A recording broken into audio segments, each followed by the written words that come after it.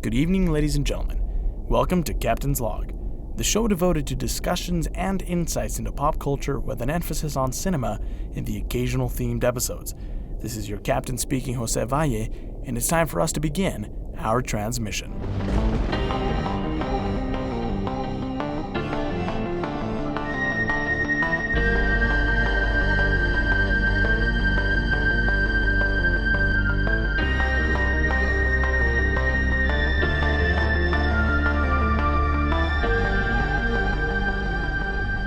Pricking of my thumb, something evil this way comes. William Shakespeare.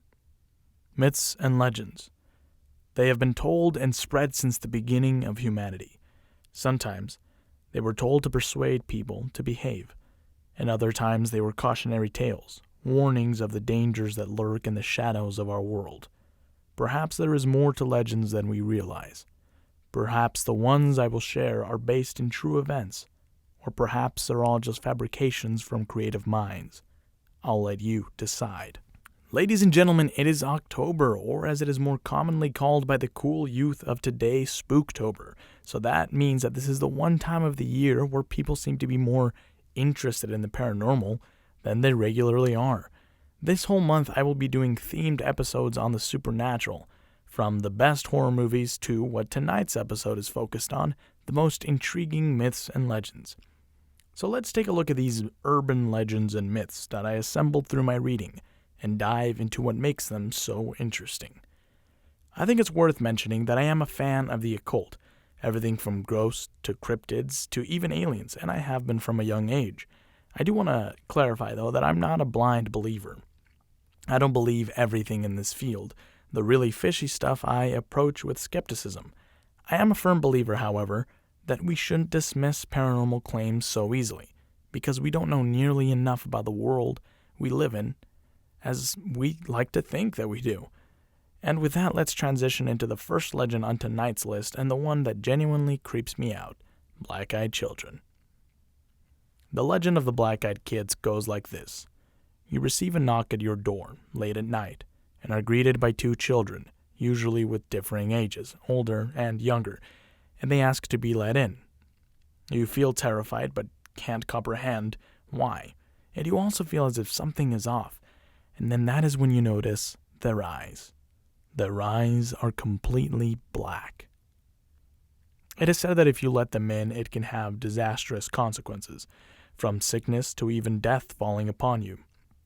Although it is reported that cases date back to the 1940s, the first major incident that brought the BEK, which is short for black-eyed kids, and I'll be referring to them as BEK for the rest of the episode because that's less of a mouthful, into the spotlight was the story of Brian Bethel, a reporter out of Abilene, Texas, who one night, when writing a check out in his car outside of a movie theater, encountered two BEKs. The encounter went a little like this. It was 1998.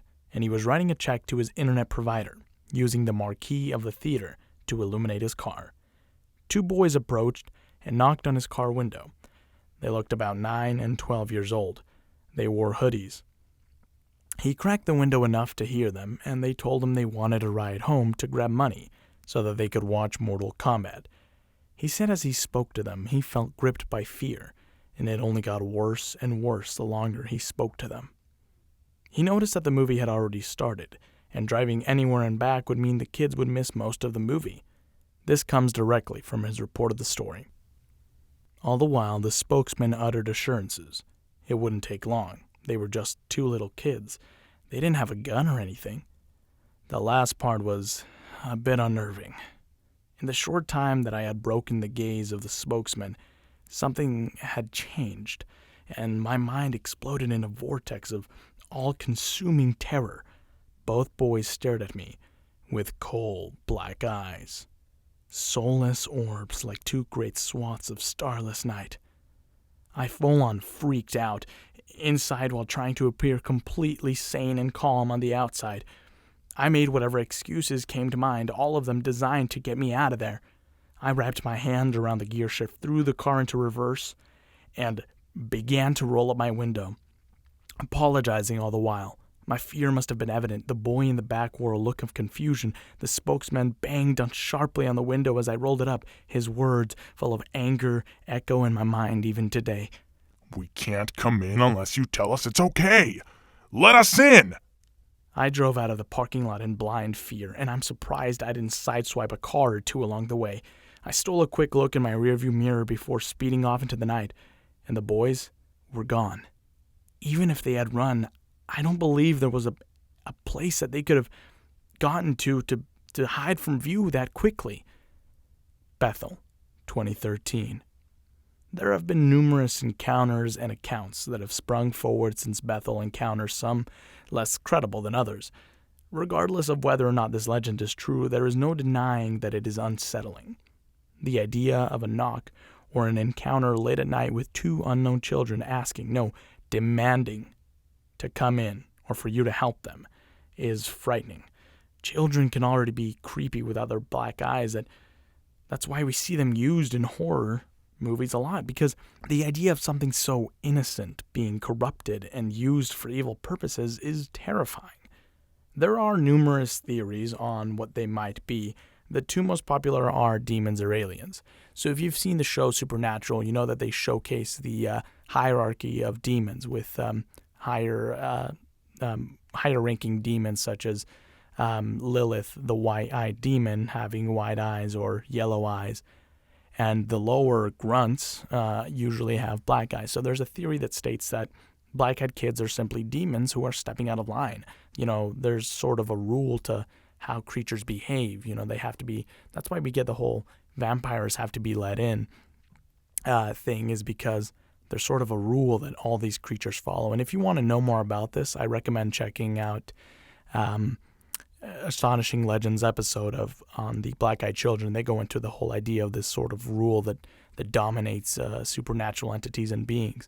But anyway, the reason that people believe that they could be demons is because of the black eyes and the fact that they're, sort of demanding to be let in, and also because a lot of times some have reported seeing white-eyed kids after encountering a black-eyed kid. For instance, there was a story of a man who encountered black-eyed kids, closed the door, was freaking out, then he hears a knock again, and, for whatever reason, he opens the door again, only this time to find a child with white eyes, who asks him where they went, the two black-eyed kids, and he tells them, I think they went that way down the road, and she's like, don't worry, you go back in your house, they won't bug you again, I'll take care of this, and she leaves.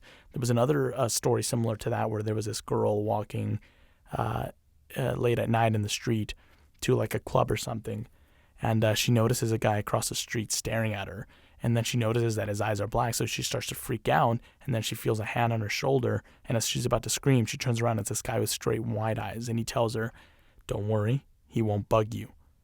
You have nothing to fear. And then he begins walking towards the black-eyed man, and the black-eyed man sort of snarls and starts to turn the other way. But then there's a theory that I believe is more plausible, and that's a theory that they're aliens or extra-dimensional beings. So not extraterrestrials, but extra-dimensional, meaning they come from another dimension. And the reason for that is because of the black eyes, for one. But there's also the idea that they're being sent to collect information on us, but whoever is sending them doesn't have it quite right, which is why their eyes are black, which is why sometimes when they speak in a different tongue, in the tongue that shouldn't be spoken in the area, or their pattern, their speech patterns, their tone, their fluctuations are all off for kids their age, or they're very well spoken for kids their age, or a lot of the time it's reported that their clothes look outdated. I mean, in Bethel's case, they wore hoodies, which, any kid could wear a hoodie. But there's been other cases where they were wearing 1940s clothes in, the early 2000s, or they're wearing 90s clothes in 2018. So that whole thing, it's like something is sending them to spy on us, to gather, information, or to maybe that's why people are sick, is because they're emitting radiation. I just know that the whole idea of black-eyed children is terrifying because of that simple thing where it's something innocent is being corrupted for the use of evil, or some evil thing is taking the look of something innocent. And I remember when I first heard about this, they said that the more you learn about them, the more likely you are to encounter them. I remember when I first heard about this, I used to knock doors for Sprint. And so I was working with Sprint at the time, and I read about this story, and as I would go out, I would make sure to finish before nighttime because I always panicked that I would encounter a black-eyed kid choosing their next victim, so I'd encounter them at the door, and that genuinely terrified me, and it lowered my hours for like a good 2 weeks because I was just so scared of the idea of running into them, and I realized that maybe, this legend is one that you might throw out the window as being silly or whatnot, but I think the whole idea is very terrifying, and I think there's been enough detailed cases to where it is a compelling phenomenon to me. In northern Utah, there is a plot of land where mysterious happenings took place. Its name, Skinwalker Ranch. The Skinwalker legend is an interesting one.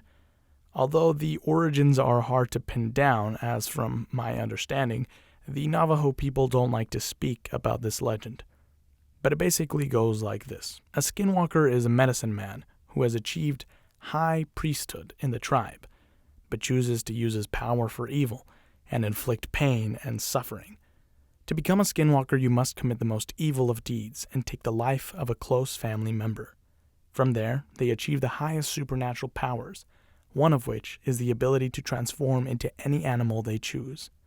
According to the Navajo skinwalker legend, these evil witches are typically seen in the form of a coyote, owl, fox, or crow, although they have the ability to turn into any animal they choose. The reason this is a frightening tale to me is because of how truly terrified the Navajo people are by this legend. I mean, they fear even speaking the name of the creature, as it is believed the more you say the name, the closer it draws them toward you.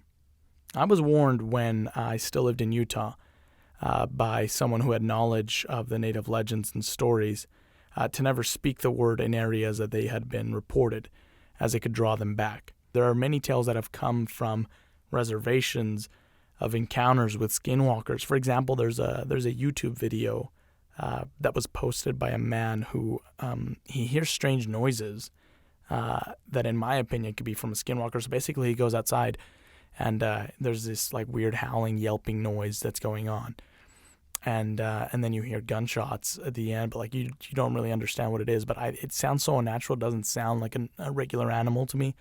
That, in my opinion, I think it could be a skinwalker, especially the fact that he's on a reservation, and that's where these creatures are reported to, to sort of be around. So I would definitely recommend looking that up. But this story actually reminds me of the story of the Llorona, which is funny because there's a film coming out on it, and we'll see how accurate it is to the story that I was told growing up. But it is one of the most recognizable legends in Mexican culture. The story differs depending on who you ask, but the general idea is this. A beautiful woman falls for a man and bears 2 sons for him, but the man is not good to her and either cheats on her or only stays with her because of the children, causing her to be blinded by rage, and in her rage, she drowns her children. And it is thereafter that she is cursed to wander the earth, crying out in search of her children, crying out the same phrase over and over again, "Ay, mis niños," which means, "Oh, my children." And I remember I was told that story as a kid. It terrified me a lot. It's whenever anyone would start saying that, I'd start crying. And I think it's common with a lot of Mexican children is that they're told this story sort of as a warning against strangers. But there's something, though, that these 2 legends have in common, and it's corruption of the human soul, desire and temptation that lead to a darker path that no one can come back from. That is why they are so terrifying, because they represent what could be the worst within us all. Now, I have another legend that I'd like to share. Now, this is a more recent legend, and it's an urban legend, and it goes a little like this. About 5 years ago, I lived downtown in a major city in the U.S.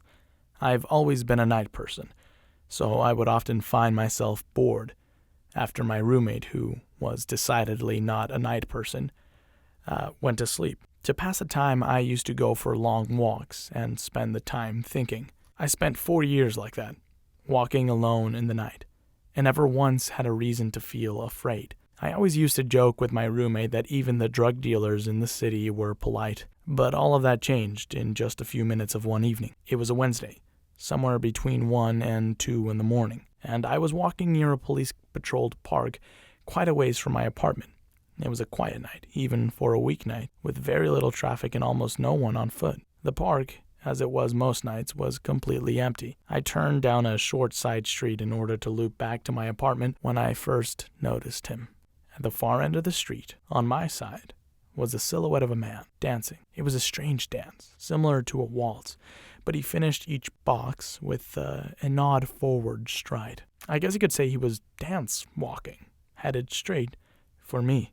Deciding he was probably drunk, I stepped as close as I could to the road to give him the majority of the sidewalk to pass me by. The closer he got, the more I realized how gracefully he was moving. He was very tall and lanky and wearing an old suit. He danced closer still until I could make out his face. His eyes were open, wide and wild, head tilted back slightly, looking off at the sky. His mouth was formed in a painfully wide cartoon of a smile. Between the eyes and the smile, I decided to cross the street before he danced any closer. I took my eyes off of him to cross the empty street. As I reached the other side, I glanced back and then stopped dead in my tracks. He had stopped dancing and was standing with one foot in the street, perfectly parallel to me. He was facing me, but still looking skyward, smile still wide on his lips. I was completely and utterly unnerved by this. I started walking again, but kept my eyes on the man. He didn't move. Once I had put about half a block between us, I turned away from him and for a moment to watch the sidewalk in front of me. The street and sidewalk ahead of me were completely empty. Still unnerved, I looked back to where he had been standing to find him gone. For the briefest of moments, I felt relieved until I noticed him. He had crossed the street and was now slightly crouched down. I couldn't tell for sure due to the distance and the shadows, but I was certain he was facing me. I had looked away from him for no more than 10 seconds, so it was clear that he had moved fast. I was so shocked that I stood there for some time, staring at him, and then he started moving toward me again. He took giant, exaggerated tiptoed steps as if he were a cartoon character sneaking up on somebody, except he was moving very, very quickly. I'd like to say at this point I ran away or pulled out my pepper spray or my cell phone or anything at all, but I didn't. I just stood there, completely frozen as the smiling man crept toward me, and then he stopped again, about a car length away from me, still smiling his smile, still looking to the sky. And when I finally found my voice, I blurted out the first thing that came to mind. What I meant to ask was, "What do you want?" in an angry, commanding tone. What came out was a whimper. What? Regardless of whether or not humans can smell fear, they can certainly hear it. I heard it in my own voice, and that only made me more afraid. But he didn't react to all. He just stood there, smiling. And then after what felt like forever, he turned around, very slowly, and started dance walking away. Just like that. Not wanting to turn my back to him again, I just watched him go, until he was far enough away to almost be out of sight. And then I realized something. He wasn't moving away anymore. Nor was he dancing. I watched in horror as the distant shape of him grew larger, and he was coming back my way, and this time he was running. And I ran too. I ran up until I was off the side of the road, and back onto a better lit road with sparse traffic. Looking behind me, he was nowhere to be found. The rest of the way home, I kept glancing over my shoulder, always expecting to see his stupid smile, but he was never there. I lived in that city for 6 months after that night, and I never went out for another walk. There was something about his face that always haunted me. He didn't look drunk. He didn't look high. He looked completely and utterly insane. And that's a very, very scary thing to see. Oh boy, that story always gives me the chills, and I genuinely got the chills as I read it. And that's because just the idea of someone being so completely out of their mind to do something so disturbing and creepy as being smiling and chasing someone in the street, it's terrifying. And I think that's always what scares me the most about heavy drug users is that they're so out of it and so not in control of their actions that they do the wildest things that often leave us haunted and disturbed by their actions. Now, this isn't an urban legend, but it's an idea that was presented by the television show Doctor Who, and it's an idea that after I watched the episode, it terrified me And that's the idea of a creature that has perfected hiding. And let me read exactly how it's introduced in the episode. Question: why do we talk to ourselves when we know we're alone? Conjecture: because we know we're not. Evolution perfects survival skills. There are perfect hunters. There is perfect defense. Question: why is there no such thing as perfect hiding? Answer: how would you know? Logically, if evolution were to perfect a creature whose primary skill were to hide from view, how could you know it existed? It could be with us every second, and we would never know. How would you detect it, even sense it, except in those moments when, for no clear reason, you choose to speak aloud? What would such a creature want? What would it do? Well, what would you do? And I remember after I watched that episode, it kind of stuck with me, because the idea of there being something that is perfected hiding, being something that is, as he says in the episode, he goes, what's that in the mirror, in the corner of your eye? What's that footstep following but never passing by?